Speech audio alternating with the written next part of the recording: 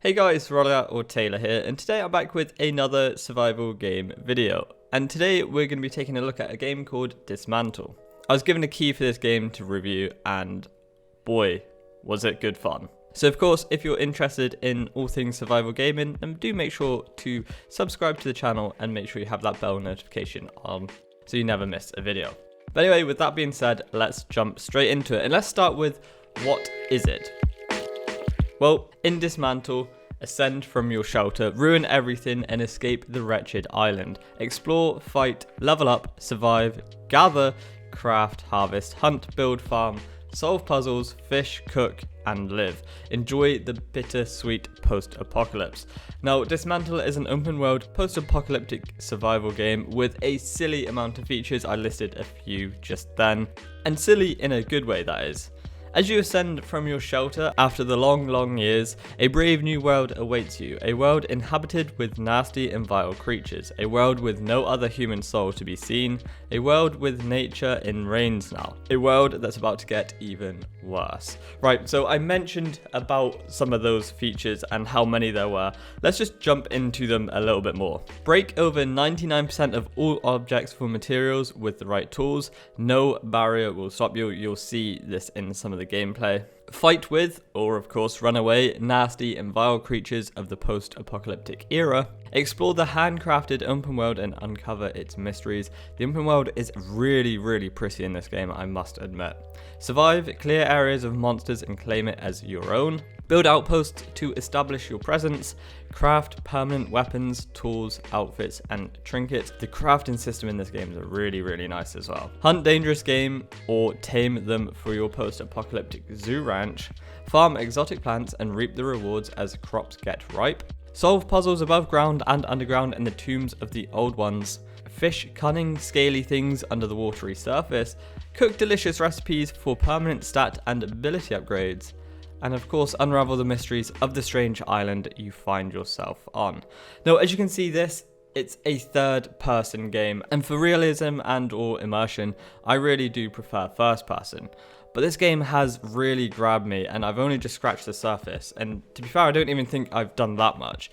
You're dropped into the thick of it right away with a really nice onboarding tutorial system type thing, where you're roughly guided through the opening area, which I thought was actually the open world, but turns out it's just like this small island thing. And it's a lot bigger than I first anticipated.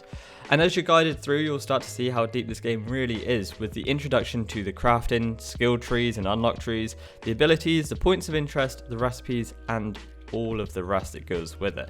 There really is so much in this game, and I don't know if I said, but this is an early access game. This isn't even the full game yet. Unlike other survival games, this isn't one where you're going to constantly need to look for any sign of food to fill your stomach or water to hydrate you. It actually goes as far to say on the Steam page that you're never going to die of hunger, and at one point you will thrive and survive.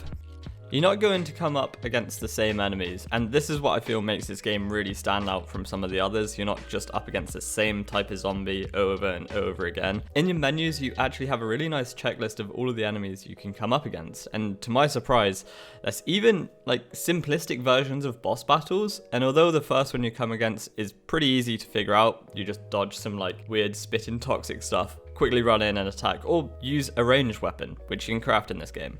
But I'm sure they'll get harder the deeper you go into the world.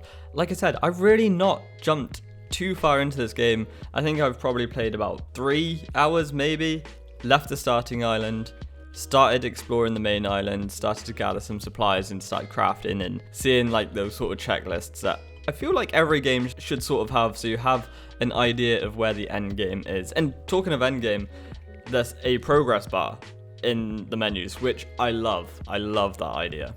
So yeah, let's talk a little bit about the world. The map's pretty big at launch, and it's set to get even bigger. As stated on the Steam page, the current early access version contains roughly 1/3 of the open world game area. So yeah, looping back into that tutorial area, I thought that was it, and I wouldn't have even been mad, but once I moved from the island and dropped into the main game area with a nice little credit section and a really nice cutscene in between, I was blown away. At first I was kind of like, oh, is that the end of the game? Have I just rushed through everything?